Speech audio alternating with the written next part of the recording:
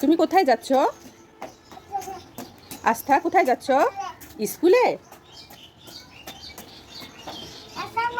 কোথায় যাচ্ছ তুমি?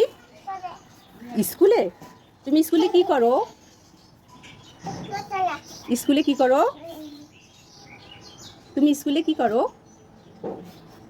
বলো? ও, এখন স্কুল থেকে বাসায় আসছো? তুমি আমার জন্য কি নিয়ে আসছো? আইসক্রিম। আর কি আনছো আমার জন্য? মামা। মামা, তুমি স্কুলে কি করেছো আজকে? এবিসি পড়াইছো?